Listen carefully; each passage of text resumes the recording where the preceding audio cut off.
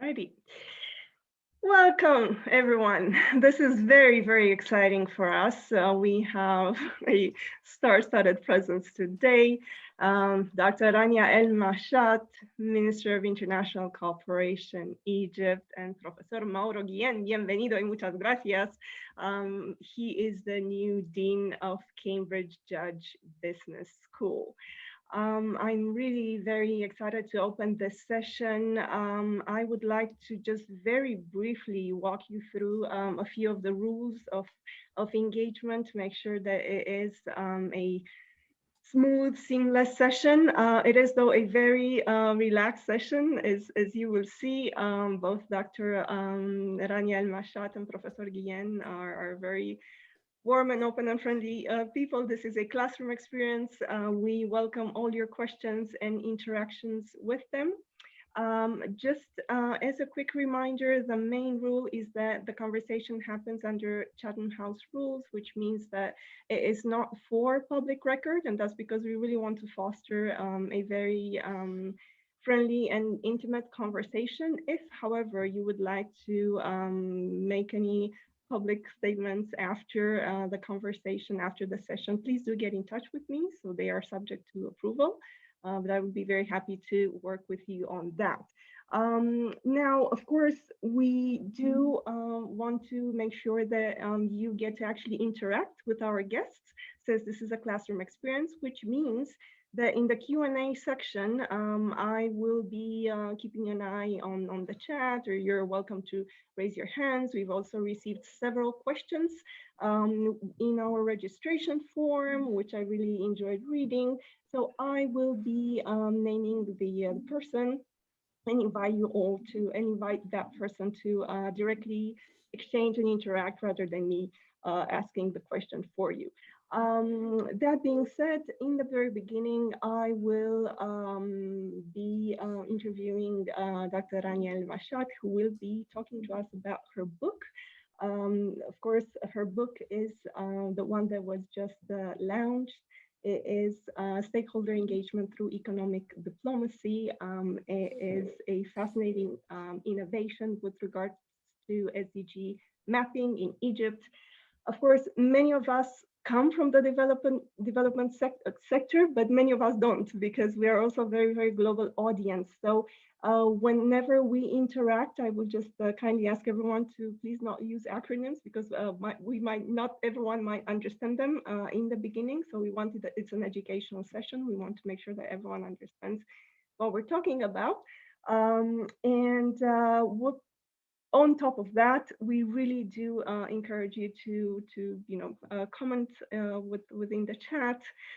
First, we will have a component that is very much focused on women empowerment and the role model that Dr. Rania Al-Mashat represents to us all.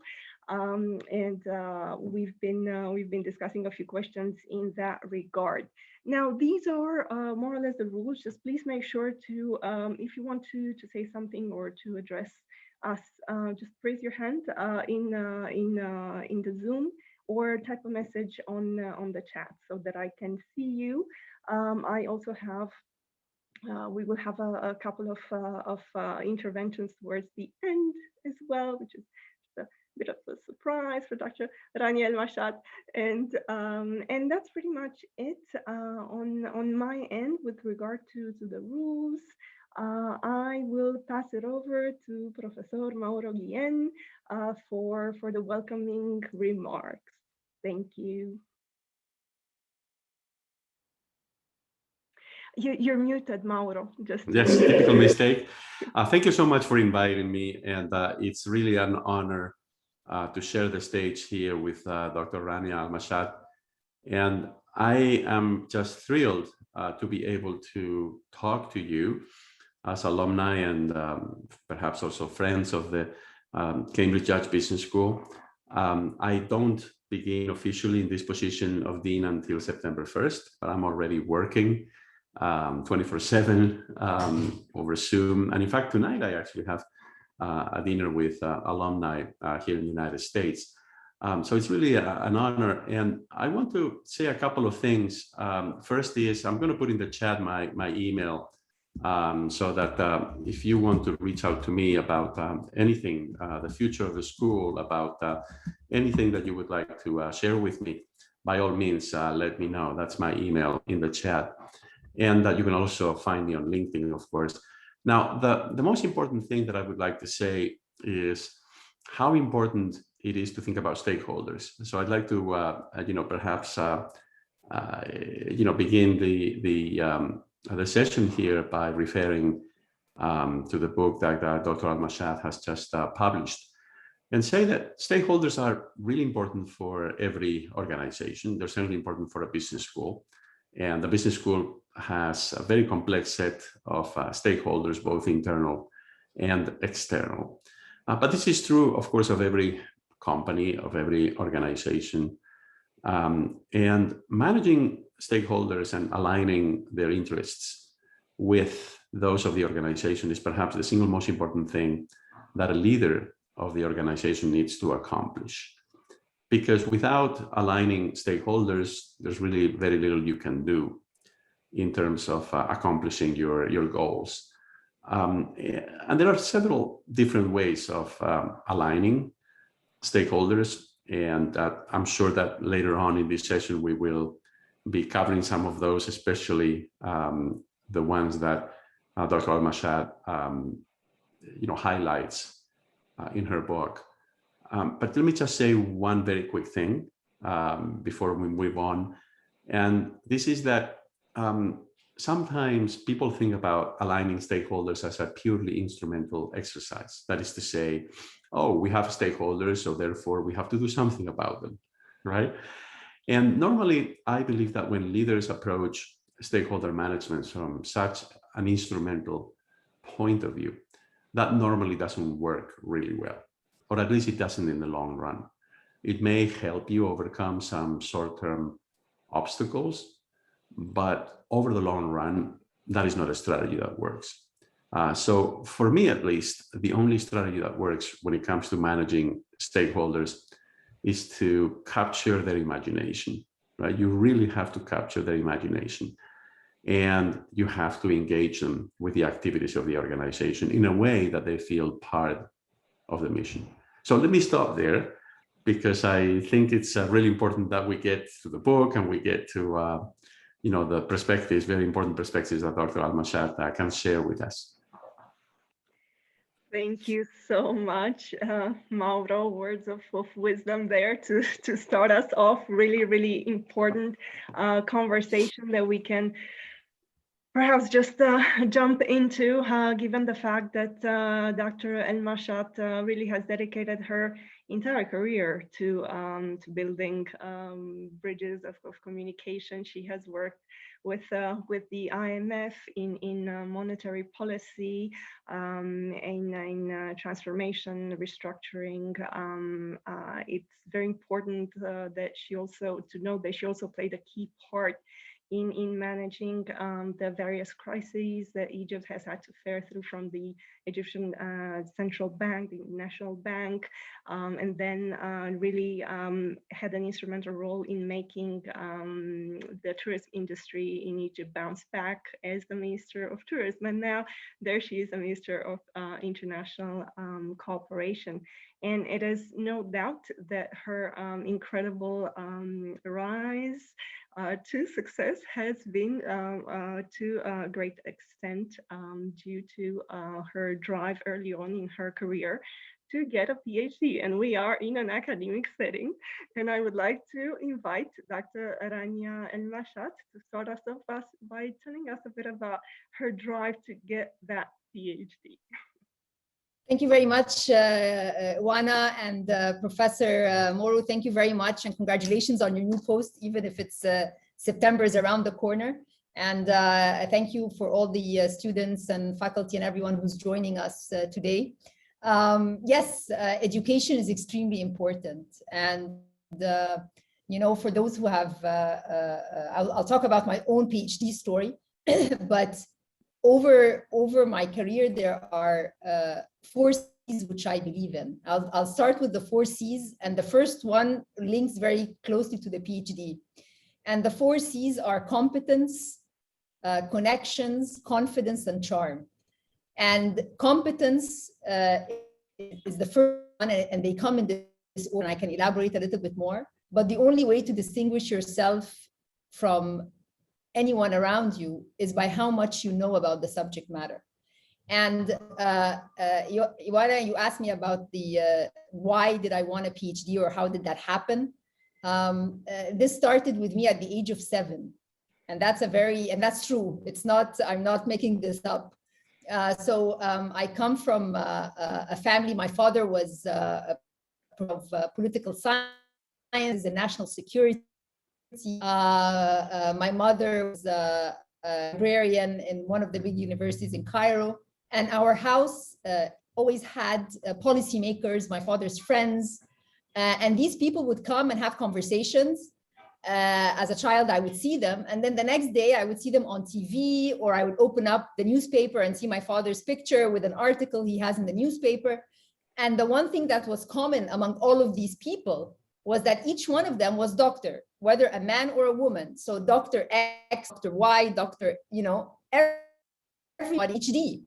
And so as a child, I'm like, oh, if I want to be heard, and if I want to be in the newspaper, and if I want to be on TV, the only way to do that was to have that license, which is to be a doctor. So at the age of 7, they would ask me, when you grow up, Rania, what do you want to be? And I say, I want to have a PhD.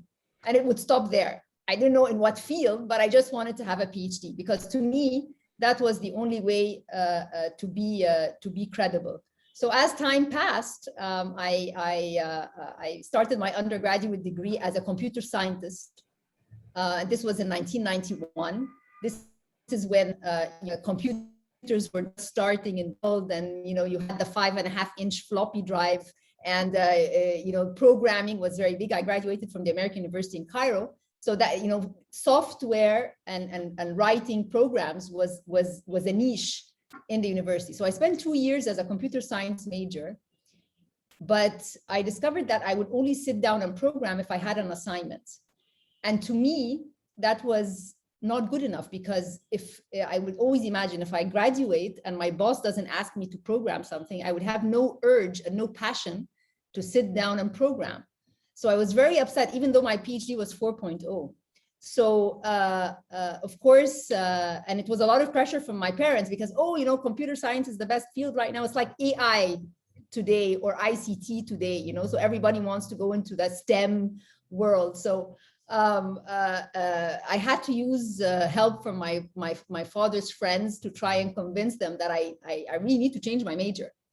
And then the next highest GPA in school was business. So I spent a semester as a business major.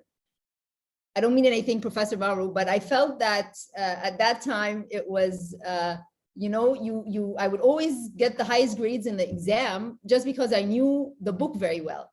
So I felt that, there's more out there that I wanted to explore. And then came economics. So I spent 1.5 years as an economics major, which is the dismal science, but it's very intuitive. And there's not a single behavior by a consumer, a business, a household, a government that is not underpinned by an economic theory or an economic transaction. So I spent 2 years as a computer science major, 1 semester as business, and then 1.5 years as economics. And then graduated June 1995 as an economics major. I was on a flight on July 4th, 1991 to 1995 to Washington, D.C. I started my PhD in economics at the University of Maryland, College Park in August 1995. So that's my PhD story. And I remember when in my graduating senior year, I went to my mother one day and I told her I'm going to go and do my GRE test. And she said, why? I said, because I want to travel and do my PhD. I mean, that's my, I've been telling you this for the past, I don't know how many years. And she's like, no, you shouldn't travel as a female. You're too young. So then I went to my dad and I'm like, Dad, we had this agreement since I was 7. I'm going to go and do my PhD, so I'm going to go and do my GRE test. And then he said, well, what did mom say? So anyway, so there was this mom-dad story. And then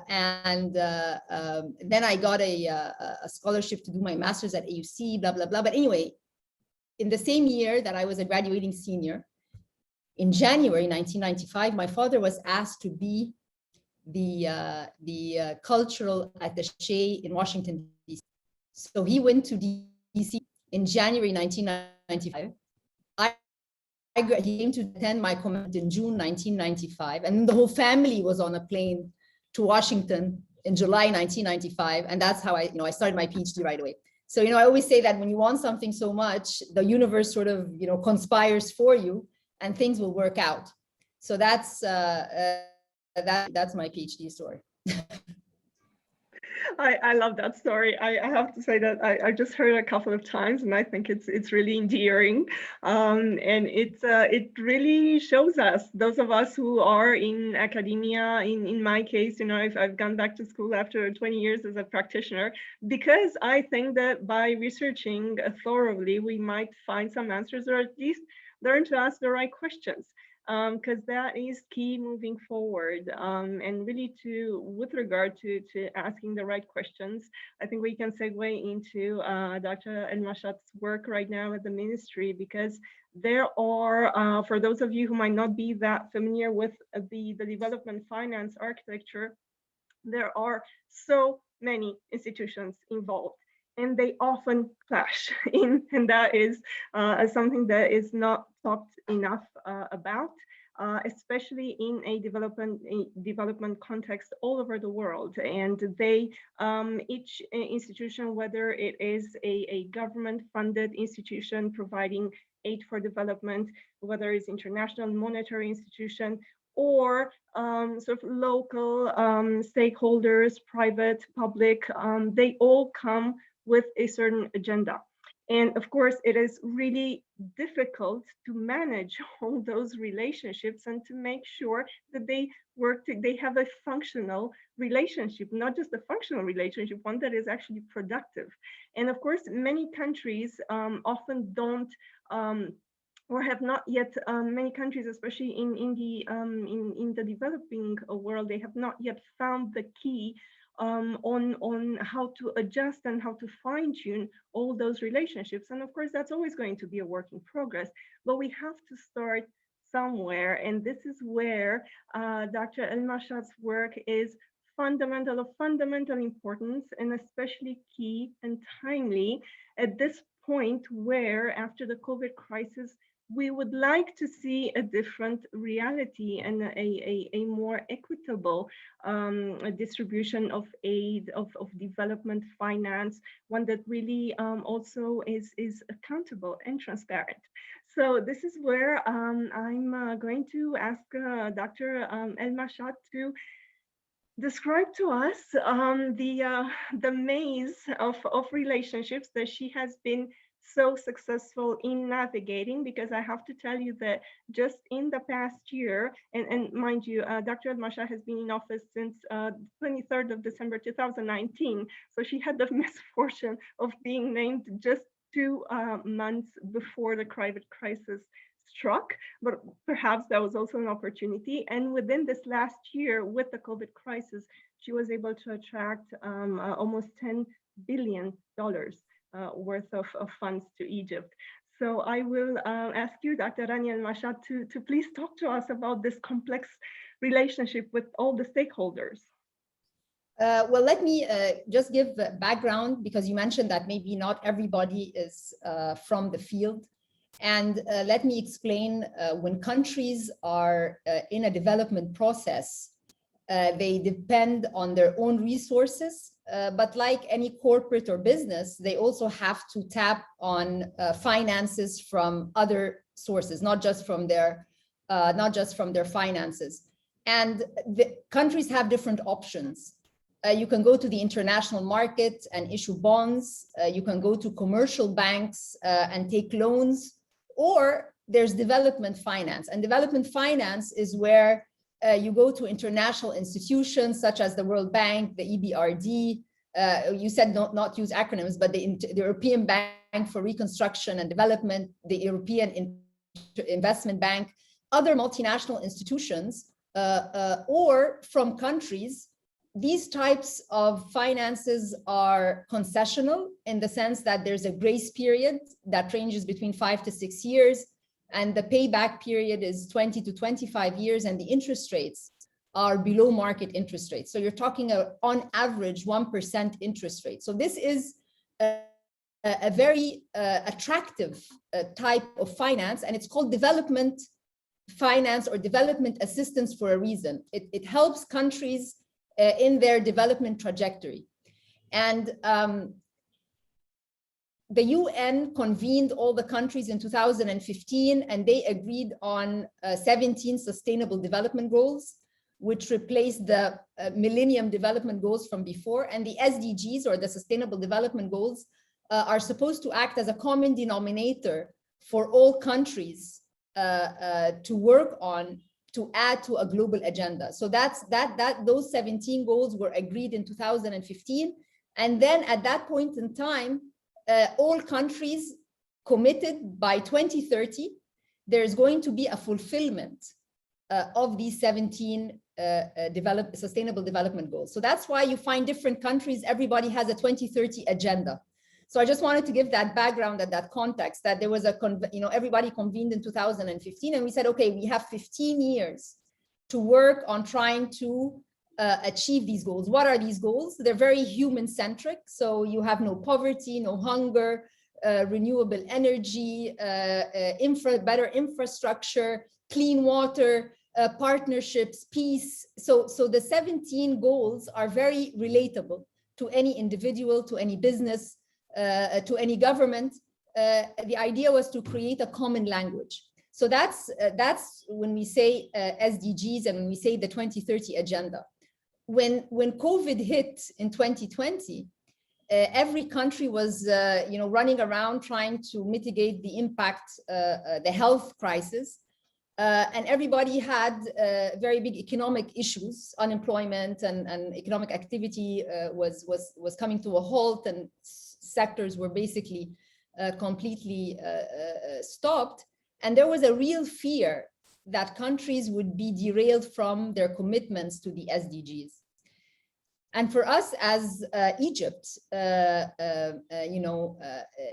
it was really an opportunity to showcase that we are still committed to the SDGs, we are still committed to the development path, and we are very open to multilateralism. And as Professor Mauro said, there are so many stakeholders that exist for us. And the idea was to motivate them and to align all of them around a common vision. So that, despite the pandemic and despite the challenges, we can still move forward with the government's commitment to achieving the SDGs through very important development projects across sectors: transportation, renewable energy, women empowerment, small and medium enterprises, agriculture, just name it. So when I took office in December 2019, I'm supposed to be Minister of International Cooperation. So I'm supposed to go around the world, telling the story and mobilizing resources and talking to international institutions. Suddenly, there's no travel, there's no nothing, and you still need to convene meetings and have discussions. So we started something called multi-stakeholder platforms. So I would have the different stakeholders, which are my colleagues from cabinet, Minister of Transportation, Electricity, all these line ministries, sector ministries that have a vision of where they want to go going forward, and they have certain demands, financing demands. And then the other stakeholders included, of course, are development partners. And the term development partner, for the sake of the audience, are all the bilateral and multilateral institutions that actually provide finances or technical assistance. And finances in the terms that I spoke about, the concessional type of finance. So that was another stakeholder. The third stakeholder are the private sector, because many of the projects are implemented by private sector. And the fourth are civil society, because civil society is fundamental when it comes to social projects in very remote areas, or of course the health crisis created a lot of collaboration with the civil society, because they are the ones in the grassroots and can reach more citizens.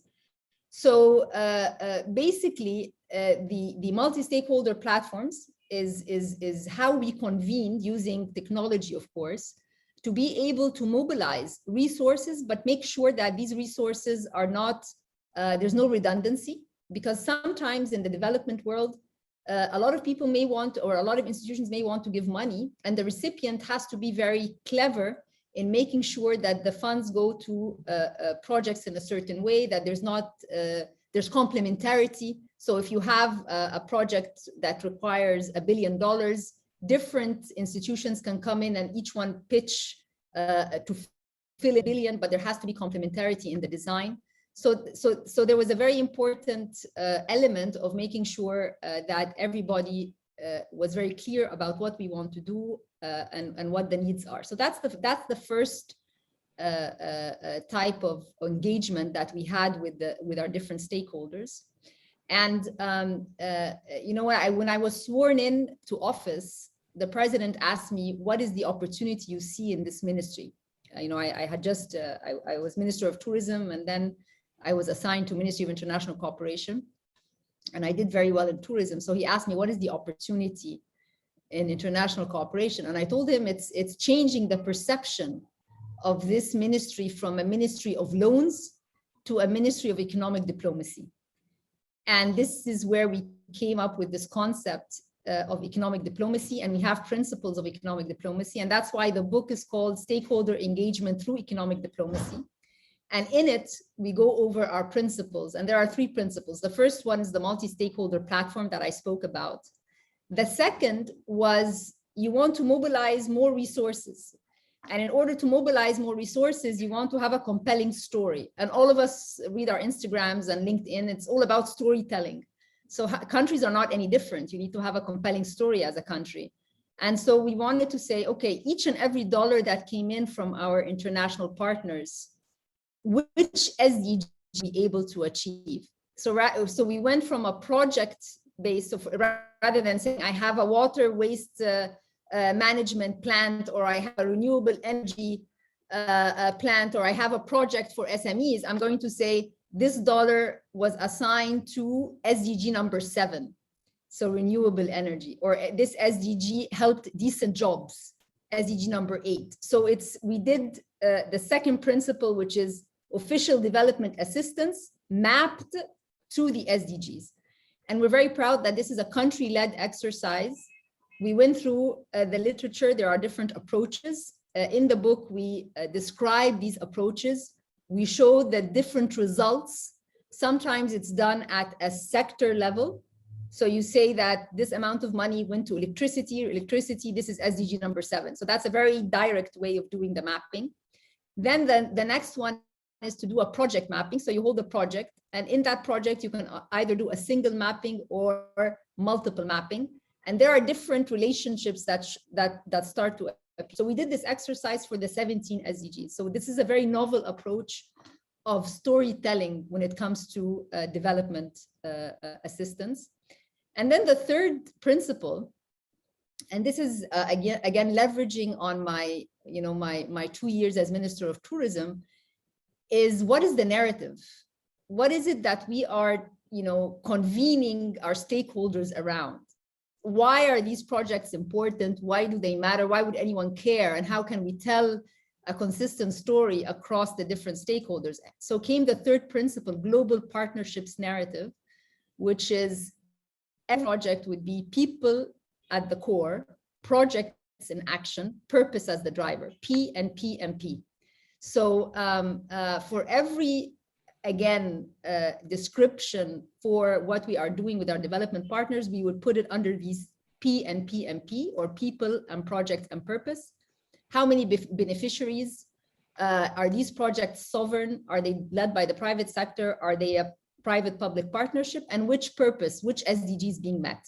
So you can have one project, but it has several SDGs that they are meeting. So it's again creating that common language, translating the vision into a snackable story that the public internally can familiarize themselves with. But also remember, constituencies in other countries are the ones that have to vote for official development assistance. So Germany has to basically give money to several countries through its development cooperation institution, GIZ, or USAID in the United States has to mobilize resources for Africa and here and there. So part of the global partnership narrative is to appeal to the voter in the different countries to actually push more financing. And when you push a national agenda for SDGs, you're actually adding to the global agenda. And everyone around the world today is very conscious and you know, there's a lot of thinking about our global goals, climate change, trying to overcome poverty, the circular economy. We want no waste when it comes to food, when it comes to energy, so all of these SDGs are very personal to everyone in different ways. Everybody wants peace. SDG number 17 is about partnerships. So how do we do things together? Concepts from COVID are we're all in there. We get out if we work together. At the very beginning, there was suspicion about, there were skeptics about multilateralism. Is multilateralism dead? Is every country in isolation on its own? I think the experience showed that we are in it all together and no one can go out unless all of us work in harmony. So I think these were, this was what happened in 2020. It was leveraging the very solid Egypt story. Egypt is a country that believes in multilateralism. We have a very impressive portfolio with development partners. Before 2020, we had a current portfolio of $25 billion. And they are all projects across the country, different sectors, as I mentioned. The mapping exercise shows you which SDGs have been met. If you go to our website, and please everyone go to our website, we have translated this mapping exercise into a map of Egypt. You can press on the SDG, you can go and see which governorate, you can see the name of the development partner. So there's a lot of transparency and a lot of governance that we wanted to showcase. Egypt is a country that believes in this without a vision towards projects that actually add to a better functioning of daily lives of people. We would not have been able to mobilize this much financing and actually showcase, operationalize what you hear in books or what you read in development books. So everything that you know, students of economics read about when it comes to development assistance, when it comes to designing projects with civil society, when it comes to SDGs, these are things that actually happen on the ground here in Egypt. And we wanted to document this country case in a book so that it's like a guidebook. Any country that wants to move in this development sphere when it comes to development assistance with international community can actually go through these principles, apply them, and that will definitely pay dividends. Egypt continued to grow in 2020, one of the very few countries despite the pandemic, and that's because the infrastructure projects and the sector projects continued, and you know, they were very visible. They're very clear. And that's because of the good story that we have. In 2020, we were able to mobilize an additional $10 billion, 6.7 to sovereign projects and 3.2 billion to the private sector. And all of you also hear today about concepts of blended finance, that multilateral development banks should, along with the private sector, create you know, more projects to meet the global goals.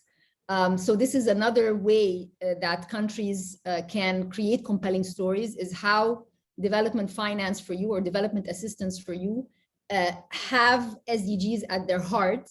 And therefore today, when companies are thinking about ESG, and ESG is environment, sustainability, and governance, if you are a country that believes in the core principles of SDGs, you might be able to attract capital that pushes your development trajectory even more.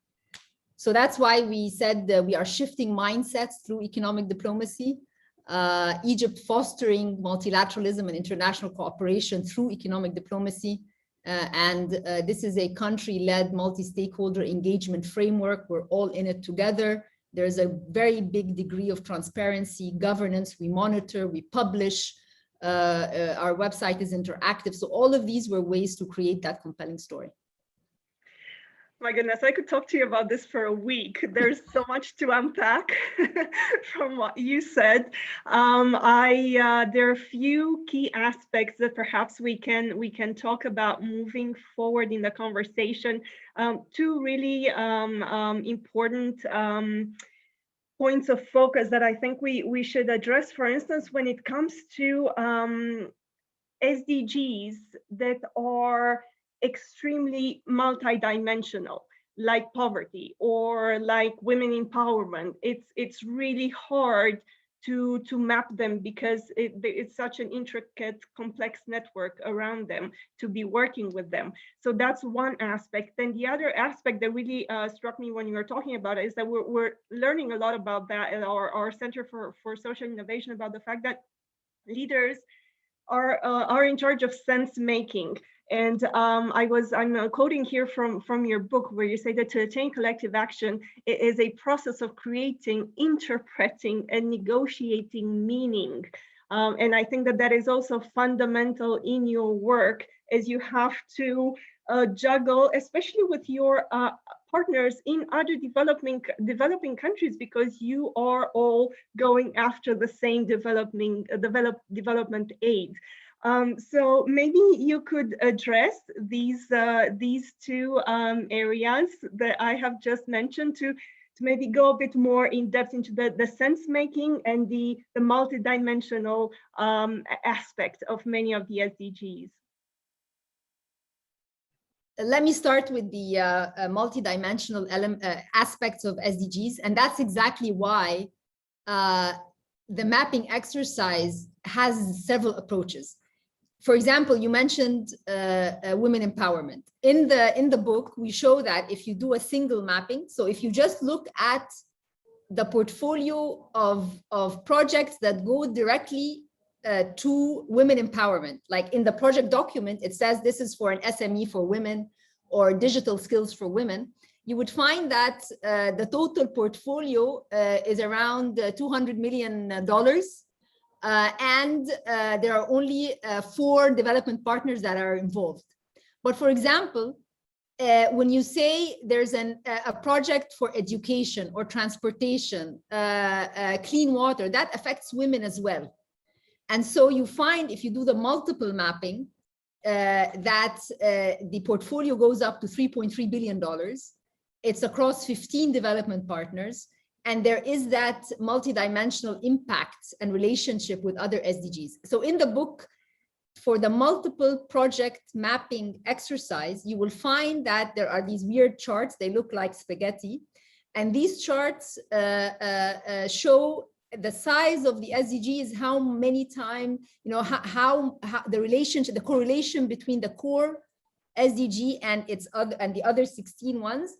And the width of the line shows the number of times the SDGs linked with another one. So, and that is the beauty of this exercise. It's really to keep on unraveling the relationship between the different development goals. Because if any project that you are doing with a key objective in mind, it definitely has intertwined relationships.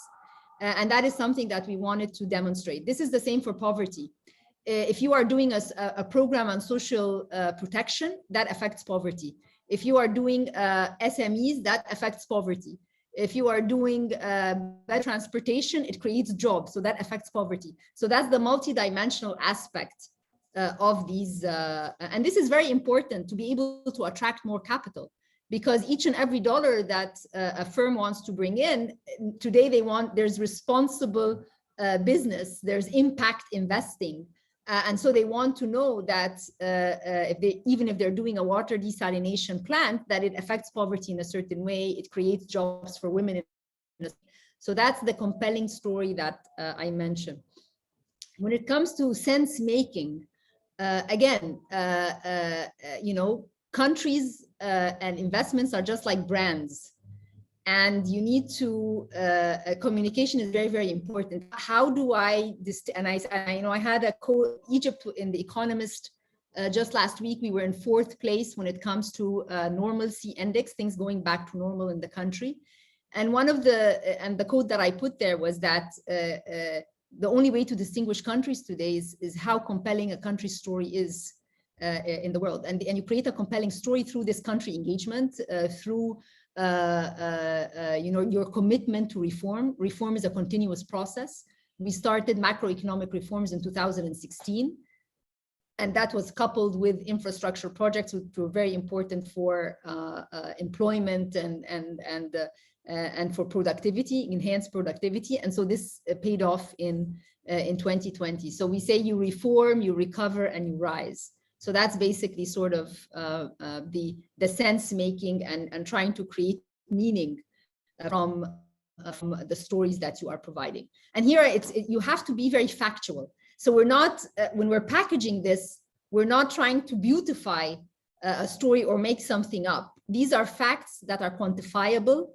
There's a dollar value, there's the number of beneficiaries, the name of the private sector or the civil society that are involved. So it's really evidence-based. There are facts. It's not just beautifying stories. And speaking of facts, that's a very good segue, I think, into speaking a bit about the limitations, because there must be limitations and there must be a feedback loop that is being created with almost like a theory of change aspect to it, to bring a bit our economics training into play in terms of accountability, transparency, that then feeds the mistakes into the framework, and then we come up with better results to achieve, I guess, to implement learnings. Yeah. So, not all countries have ministries of international cooperation. Sometimes international cooperation is within Ministry of Finance. Sometimes it's within Ministry of Foreign Affairs, because again, diplomacy is a concept of politics and foreign affairs. But in a country that is developing, in a country that wants to tap on international development partners in a big way, it makes sense to have a Ministry of International Cooperation. And for us, part of our mandate, in addition to interacting with the agencies abroad, negotiating on behalf of the government on all these agreements, we also do the monitoring. So we devise a monitoring, we've institutionalized, and I think we write this in the book, and we also have it in an annual report, which is on the website, the governance structure. How do you monitor the implementation of the projects? How do you ensure that you are overcoming maybe bureaucratic or administrative hurdles that can hold back the smooth sailing and the materialization of projects? And that is extremely important, because countries go back to international institutions to take more funding. So if you are unable to fulfill past projects in an agreeable way, it will be very tough for you to access going forward. And the world is full of countries that need that access. And the world of money is getting tighter and tighter. So you always have to monitor. You always have to. And I've been in policy making all my life. If I was at the IMF, I'm preaching to countries what to do. When I went to the central bank, I had to implement myself as minister. You have executive responsibility to implement and promote what your country is doing. So policy making, the only way to reduce the credibility gap is by enhanced transparency. And here comes the idea of stakeholder engagement as well. You have to be transparent about your vision. You have to be transparent about where you want to go. And you also have to monitor very closely and be very transparent about what goes wrong, so that your credibility and this trust continues going forward. It takes a long time to build credibility, and it takes a very small mistake to wipe it all out. And as you know, you have to be very mindful all the time of how to make sure that if something goes wrong, you're very clear about the reasons why, you transparently disseminate that, and it's absolutely fine to reorient things, but in a transparent manner. That's the only way that you can create that trust.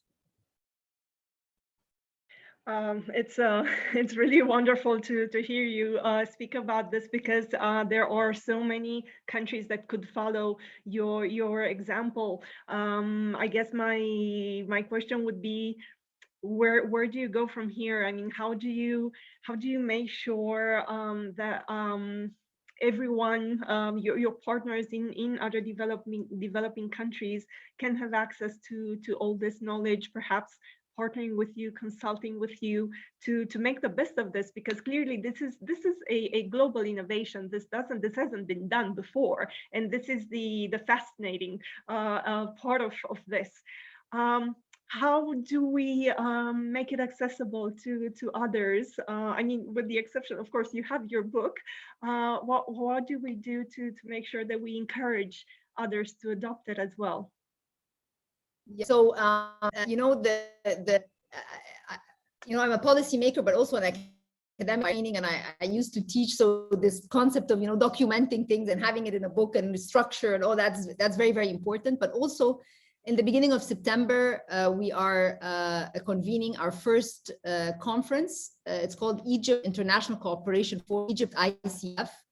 It's on the 8th and 9th of September. And the idea is, to have participant countries and from different development institutions to basically showcase this, hear from them, and also come up with something called the Cairo Communique or the Egypt Communique on development finance. Because most of the international conferences have been those of international institutions. We want the world to hear our voice. What works? Climate change is very big on everyone's agenda, but it's our plans going forward. How do we mesh that into the objectives of different institutions? So one way is the Egypt ICF. The second, South-South cooperation is extremely important. And we believe that we have created a manual that can be replicated in other countries. So, providing capacity building or technical assistance for other countries is something we're looking forward and are very keen to push ahead.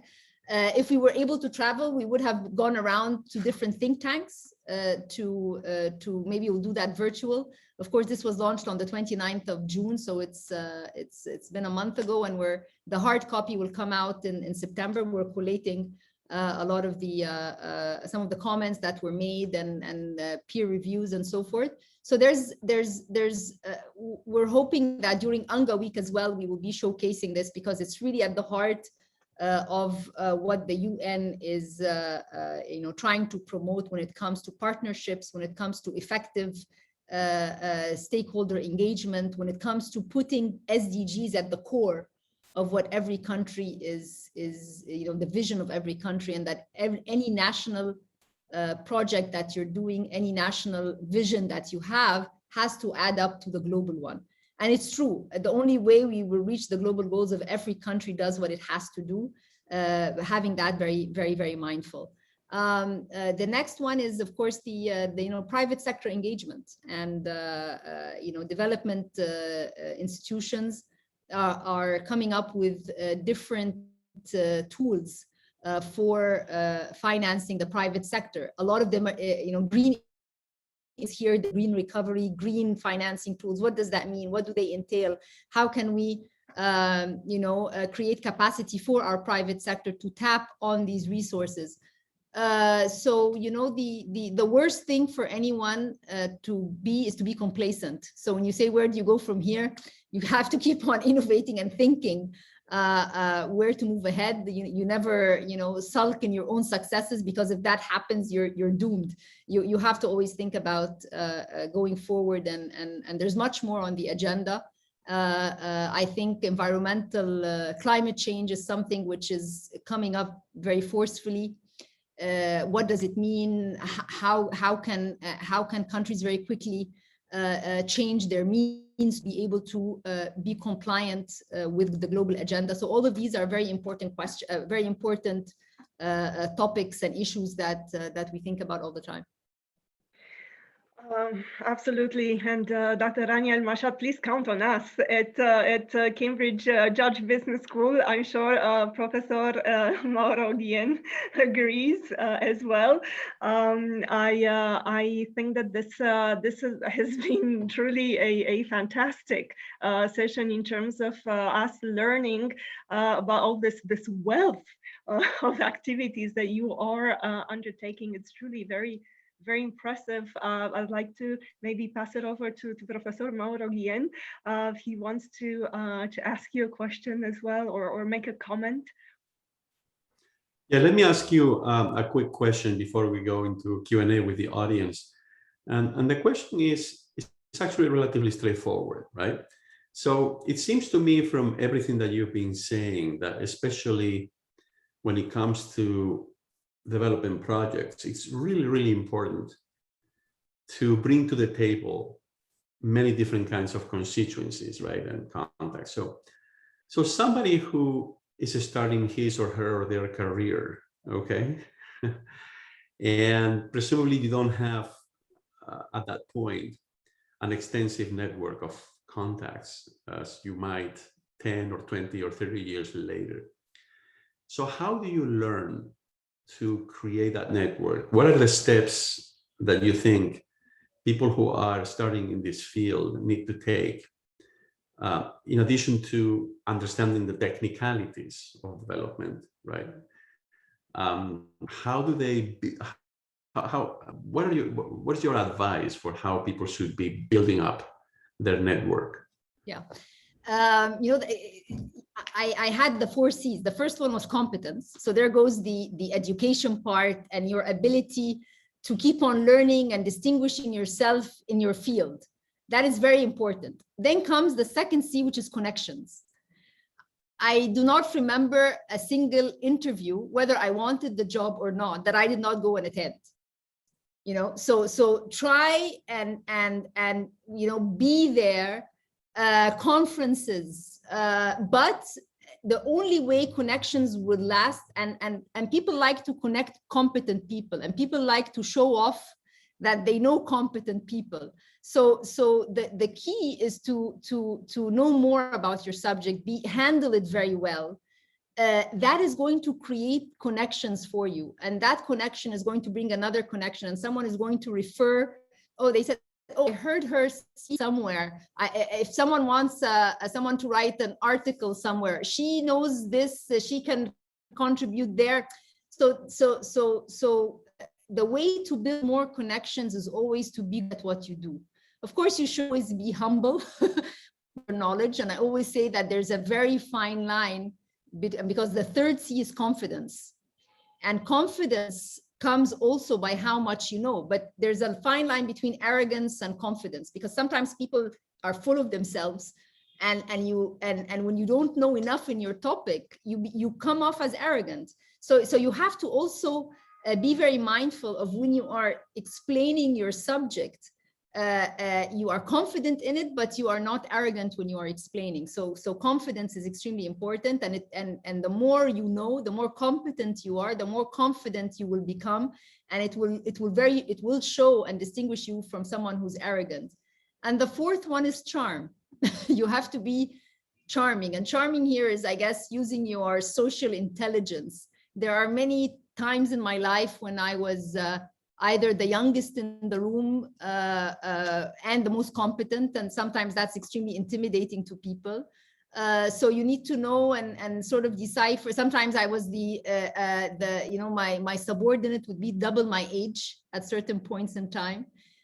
So when do you crack a joke? When do you become firm? When do you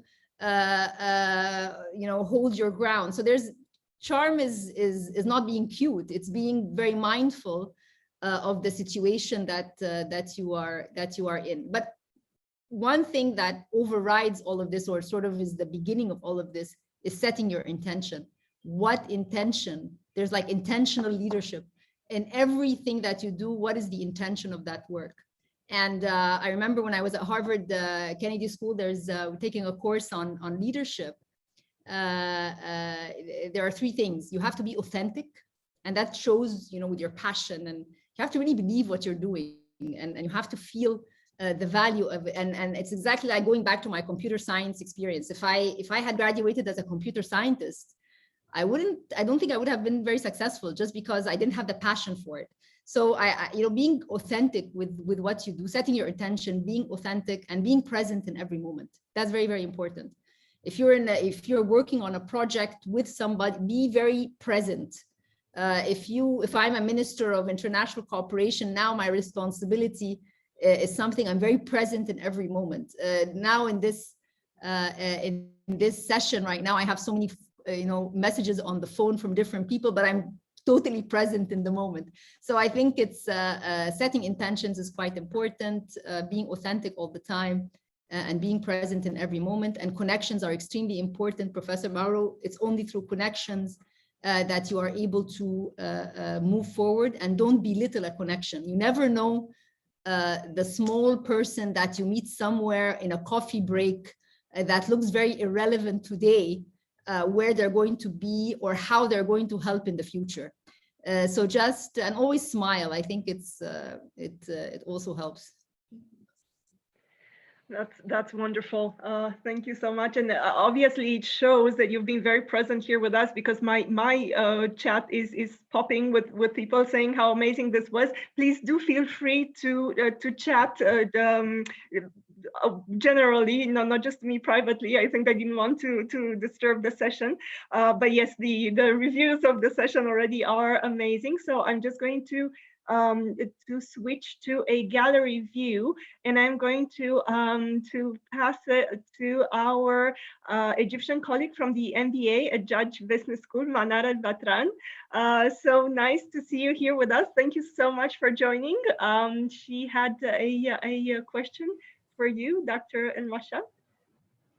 Yeah. Hello, Dr. Rania. Thank you very much, Ioana. Hello, Mauro. It's quite a pleasure to be here today and to listen to you. It's extra special because I'm a current MBA candidate at Judge Business School, and I also graduated from AUC. And your work inspires me basically on a personal and professional level. So thank you very much for the session today. I guess my question lies at the cross-section between women empowerment, such a very important agenda and a big topic that we talk about, especially coming from Egypt, as well as development. And I want to ask you about where are we now as in Egypt in terms of women empowerment agenda, the initiatives and the outcomes that we're achieving currently, and compared to what we aspire to become or achieve in the future. As an enabler to development, not just as a goal in and on itself. And the second thing is how is the effort in this theme or in this agenda tangibly captured in the development of the country, and even in the development like globally in an international cooperation arena, for instance? Thank you, Manar. A pleasure meeting you, fellow alumni from AUC. And good luck with your MBA. Okay, so the gender issue has taken different stages globally. In the past, it used to be a statistic. Everyone wants to improve their stats on women. But then, and I remember my days when I was an EP at the IMF. This was 2001, 2002. And I remember we used to have brown bag lunches for female economists so that we can get on hard assignments, because women were not put on hard assignments. So, this is again, an IFI, which was extremely, supposed to be modern and open and so forth. Then came Madame Lagarde as MD of the IMF, and she told economists at the IMF to quantify the contribution of women in economies. And they came out with this term, women participation is macro critical. Okay, so we're talking about macroeconomics. So women's participation is macro critical, and the quantification started. If you have gender parity, then GDP would go up by this much. Productivity in countries would go up by this much. And when productivity goes up, salaries go up for both men and women. So the economic value of having a stakeholder in society not engaged is quite fundamental and is quite big. So the quantification made a difference, and in every IFI, when they're talking about their strategy post-COVID, there are 3 words that come up: inclusivity, meaning more women; digital, and of course, given what happened in 2020, and the 3rd word is green. So inclusive / gender, digital, green, those 3 words are going to open so many doors for you. So this is what all IFIs and what all countries are thinking about today. In the case of Egypt, and I say this not just because I'm a minister, but you know, the reliance on women in leadership positions, okay, because you know, women always have seen great value in terms of work they do to support their family and so on. And this happens at all of us, you know, in developing how much effort and how much unpaid work women do. Plus, of course, even if they work and they support their husbands and their kids, but seeing more women in leadership positions is extremely important, and it opens up the door for more. So there has been a very keen effort on changing legislation. We have, for the first time, starting October, female judges that will take place. There are lots of we have 25% of cabinet are women. We have 27% in parliament are women. If we have parity in Egypt, 34%, there's an increase of 34% of GDP, so that's quantified. As part of stakeholder engagement, the Ministry of International Cooperation with the World Economic Forum and the National Council for Women, we are the first country in Africa and the Middle East to sign Closing the Gender Gap Accelerator, and we explain it in the book as well. And it's a private-public platform where companies and the government are working to achieve gender goals post-COVID. That is women in leadership position, equal pay, digital skills for women. And so it's not just a government agenda, but it's also private sector best practice, and we're doing it with UN Women and the WEF and so forth. So there is that very important, not just rhetoric, but also implementation, so that you are basically putting your words do count, and there is a quantification of how all of this is materializing. In the book, we also show what Ioana was talking about, how gender is a cross-cutting theme. So each and every project has a gender element. We show how much money is dedicated to that. And let me say that when we talk about the projects in the book, or what the ministry is responsible for, that is development finance. That is part of the financing that goes to all projects. So this is not the whole spectrum, because you have the budget, you have you have remittances, you have FDI. So these are other sources of financing projects. We're only talking here about the ODA, or the official development assistance. I hope I've answered the question, but. You absolutely did. Thank you very much. Thank you very much. Thank you so much. I do have several questions that have come to me. Some of our colleagues have had to leave in the meantime. Please do let me know if from the ones you're here now would like to answer a question. Let me see a show of hands, or put it in the chat, please. We did have a very interesting question from a colleague who had to leave. Were there any particular events that triggered changes in your career path? Is that something that you would be able to share with us? Okay, so of course, yes, my life is full of turning points.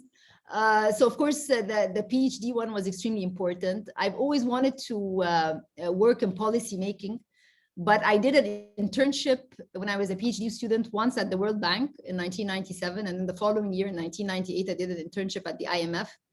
And I said that the only thing that would keep me in the US is if I get a job at the IMF. I was just fascinated by the role of the institution in creating financial stability. At that time, the chief economist was Stan Fisher. So of course, we all study macroeconomics, Stan Fisher, blah, blah. So he was sitting there during the 1998, there was the Russian crisis. So in one meeting, there was the chief economist of the IMF, Stan Fisher, and then the economist of the World Bank, Joe Stiglitz, together in a room with us as interns. I was, I think, 21 or 22 years old at the time. So of course, you know, the fascination with the IMF took place. So I got the job with the IMF, and I worked on Asia Pacific and was, you know, getting promoted, and I worked on Vietnam. And then my next assignment was going to be China. And then the Minister of Investment at the time, who's a good friend, he said, Rania, don't you want to go back to Egypt? And I said, yeah, it's always been on my mind, but you know, investment, I don't want to work in Ministry of Investment. And he said, no, central bank, they don't have monetary policy, and this was a new cabinet in 2004. And why don't you come and head monetary policy? You know, the governor is looking for someone, and blah, blah, blah. So I actually left the IMF in August 2005, the first time, to go back and head monetary policy. And so that was a, you know, and at that time, my friends at the IMF said, Rania, we're very worried when you're going back. I said, worried why? Because you're a woman. I said, guys, are you out of your mind? Women have been working in Egypt all their life. My whole family works. It's not the gender part. Maybe the age part is what I'm worried about. I finished my PhD at the age of 25. And so going back and you know, in a very big bureaucracy, what do you do and so forth. So going back to Egypt the first time in 2005 was a very important life-changing experience. And then when I was asked to leave the IMF the second time and go as Minister of Tourism, now that was completely also a very big shift. And I remember my friends at the IMF also, and Madame Lagarde, everybody was like, you are not the Minister of Tourism of Egypt, you're the Minister of Tourism of the world. Given you have a third of the monuments in the world and so forth. And so that was a big challenge, because you're a macroeconomist, you always look at all sectors. Now you are responsible for one sector on a micro level. And here came the idea, and I had to run it as an economist, and that you know, structural reforms are always done on a sector level. So what are the shortcomings that we have that are not helping Egypt fulfill its potential in tourism? And so that's when I came up with ETRIP. ETRIP is Egypt Tourism Reform Program. And there we put a structural reform program with its pillars. And again, because I'm used to putting frameworks together, so it's a policy framework, you have objectives, and then you have you know, how you're going to achieve these objectives. And then out of transparency, there was a report that documented what we did out of the ETRIP and where we're going forward, and you got many prizes for that, and Egypt got the highest revenues in its history. So that was also a very big shift from one thing to the other. And I think that you know, you continue to be tested. You have to get out of your comfort zone. Sometimes it's not very easy. It's not very pleasant, but and it's sometimes very sudden. This is true. I mean, I'll probably document this one time, and if we have another 4 hours, I'll probably tell you the story. But anyways, you know, being asked to change your life upside down in 24 hours. That's it. I didn't have clothes to be sworn in the first time, because I was on a mission in Jordan and I had to leave Jordan and come to Cairo. So, you know, there's a lot of that. But again, it's always your intention. I really wanted to help my country in any way all the time. Since I was young, and I think that's I just feel very lucky that I've been able to do that. But it does require a lot of work. Yeah, I bet, I can tell. And I'm sure that all these events that trigger one another are very much connected to the 4 C's that you were mentioning, and the ability to grow your network in that way. And I guess actually a very interesting question came in for Professor Mauro Guillén. So I'm going to, again, just switch it quickly to you with regard to network and connectivity in terms of what's up ahead at Cambridge Judge Business School, given the fact, and that's something that I have to tell you all about. Professor Mauro Guillén was really a leader at Wharton in the sense that he he brought together at the Lauder Center a global knowledge lab, a Lauder Intercultural Ventures, the first Africa-focused academic program at a major business school. So Professor Mauro Guillén is very keen on using the network to approach different parts of the world. So this new question that came in for you is, so I guess how do we leverage my question, adding on top of that, this great network of judge business schools to also Egypt?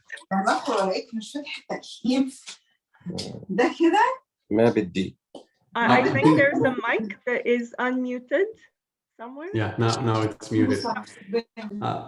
Yeah, look, I think there's no secret. Whether you attend the University of Maryland or you attend American University in Cairo or you attend Cambridge, essentially, let me put it in terms of three very basic principles, right? So the first one is, as an alum, your degree is only as good as the last class of students who have graduated, okay?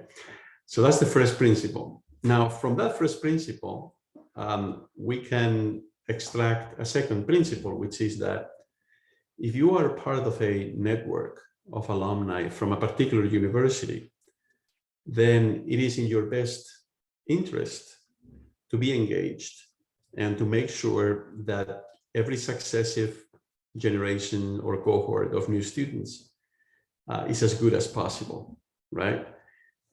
Because again, that will reflect very well on your own degree, right? And on your own.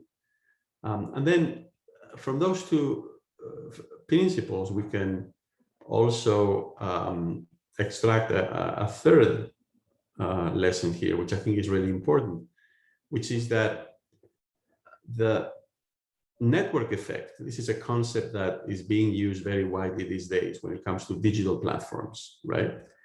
The network effect is really, really important, right, when it comes to degrees. So of course, it is important what you learn. Of course, it is important that you grew professionally, right? Or that the degree enabled you to grow professionally. But it is also undeniably the case that the network effect is extremely important. And the network effect takes place, within the business school at Cambridge. It takes place where Dr. Al-Mashat studied within the economics department and its graduates at UMD. But it also takes place across the school. So I would encourage, anybody who's a student listening right now or prospective students to network, to establish connections well beyond the particular department or the particular school where you're getting your degree from, right? Because you know in future who's going to, be somebody who will be helpful to you in some way or another.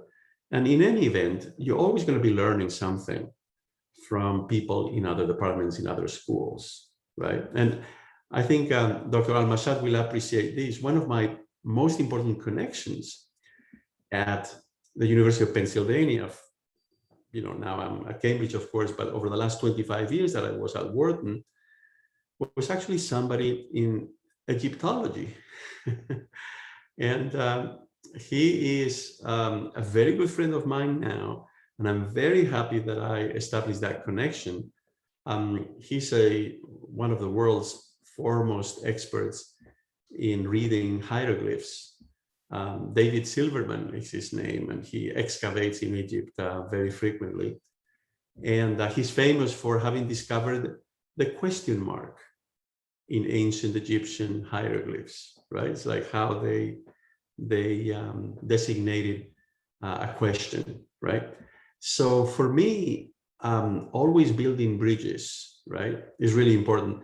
And let me just end this comment by saying something that I think has been very well studied and researched, which is that the most valuable network connections that anybody has are not connections to those who are like yourself, not to those people who are your closest friends or who have the same kind of training or perspective as you do. And the reason is very obvious, because with one or two of those connections, that's enough. I mean, you don't need as many connections with people who are the same. But the connections that you may have to people who are in a different field, in a different area, who are very different from you, those are economically, but also, I think, personal terms, more valuable, because they open up new horizons. They actually help you build bridges to other parts of the network, the overall network. And therefore, that's going to be much more interesting, much more valuable in economic terms, but also, I think, just much more fun, right? So I think it's important to think about networks in a, I think, very expansive way, right? And again, that you need to branch out from your small group, right? And from your comfort zone if you want to be effective in life, I think, more broadly, but especially at work. Thank you so much, Professor Mauro Guillén. It is really interesting, I think, for all of us to get to know you a little bit, as we'll be so closely collaborating with you here on moving forward. I do hope that we will be more and more present in Egypt. It just so happens that it's a country where I worked before. I've known it quite well. It's a country that's very dear to my heart. I can definitely tell Dr. Rania Al-Mashat to count on us, at least in our department, for anything that she might need at our Cambridge Center for Social Innovation. We are a very hardworking, dedicated team of students and alumni that work to really advance social innovation, basically innovations for social good at all levels globally. One of our dear representatives is Aya Yasser, who is here with us. And I'm going to pass it over to her for a quick message. Thank you very much, Ioana. On behalf of my colleagues at the Center of Cambridge Social Innovation and everyone attending today, I'd like to thank you, Dr. Rania, very much for the very informative and inspiring talk that you've given us. You've opened our minds to a realm of possibilities when it comes to stakeholder engagement through diplomacy, complex storytelling, governance, and transparency, and really enlightened us with your personal recipe for success, the 4 C's: competence, connections, confidence, and charm. A recipe that we can all definitely benefit from in our careers. But personally, I'd like to thank you because, to me, as an aspiring professional, an aspiring young female Egyptian professional and change maker, you've been a great role model. Through your work in the IMC, through your work in the IMC, your work on reforming the Egyptian monetary policy with the Central Bank of Egypt, and you being the first Egyptian woman to hold the position of the Minister of Tourism, and the great achievements that are ongoing that you've been doing with boosting development cooperation. You've given a great motivation and hope to young aspiring Egyptian professionals and women in specific, and given a testament to what Egyptian and Arab women can achieve if they hold their minds to it, if they invest in their education, work hard, and challenge and overcome any challenge, really, to achieve great impact for themselves and their countries. So thank you very much. You've really had a great impact on all of us. Well, thank you very much. You know, when I like at 7 years old, I didn't imagine I'll be hearing this so many years later, but it's great. I mean, you know, I always say that when women hold public office, there's a dual challenge. First, to do well yourself, but also you are in a position to open doors for other women.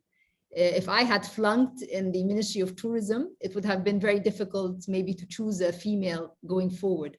But now there is a president of a female that did a good job. So that's an opportunity for more women to be able to come in that field and do well. So it's whenever you're working on something, it's not just doing well for yourself, but it's also being able to push boundaries and push frontiers. So I'm very happy that I've been able to have impact on you, and good luck with what's coming. When we didn't have email. I mean, I know I sound very old now, but when I was in my PhD program, email was just starting. So today, in the world of social media and connections, you can create so many connections compared to what we had at the time. So I think it's more ripe and more fertile for all of you to be able to build more connections and do a lot better. And also information sharing and peer exchange is definitely more pronounced today and easier today. So I'm sure that will have a lot of impact. But Ioana said something very important, and Professor Mauro, 90% of any job is asking the right question. I didn't know that if the pharaohs had question marks. I thought they only had answers, so that's new to me. But yeah, 90% of any job is asking the right question. You save yourself and your team and your colleagues so much work by asking the right question, because then you can go and seek the answer. You don't have to have the answer, but you need to be able to articulate the right question. So that's also what leaders should be doing, because there's not much time. And if we waste our time looking for this and that, and it's a precious resource wasted. So again, that is something that all of us have to think about very closely. And I can tell you, I was very touched when I heard Aya speak. I was brought a tear to my eye. I can tell you that Aya is a very strong woman, and we love her very, very much. So the fact that she was so emotionally speaking to you means a great deal to just how much you've inspired her.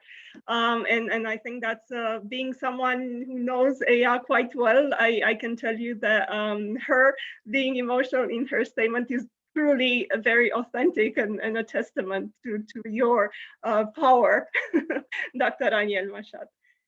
Thank you so much, Aya. Thank you very much, Aya, and good luck with what you're doing. Thank you. Thank you, Dr. Rania. Thank you, Ioana. Thank you, Aya, so much. I think we're going to wrap it up, especially that Dr. Rania is getting ready to go and change the world, as she always does each day. We are again so grateful. The reviews have been coming to me privately and in the general chat as well. This has been truly a fantastic session. Everyone is supposed to say that at the end of the session, but this one has truly been a great session. We would be very happy to welcome you at some point in person at our Cambridge University. Of course, our situation in the UK is not as controlled as it is in Egypt, unfortunately. I'm not going to say more about that, although I could, but we are on the record.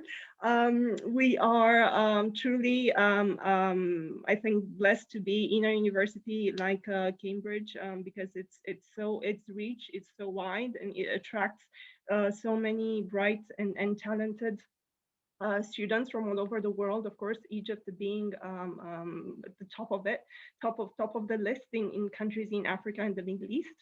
So thank you again so much, because I know that many of our colleagues really wanted to join, but were unable to do so. So they look forward to watching recordings of the session, and we are really here for you when if ever with anything, you can count on us. We are quite savvy at theories of change and SDG mapping, so please do count on us.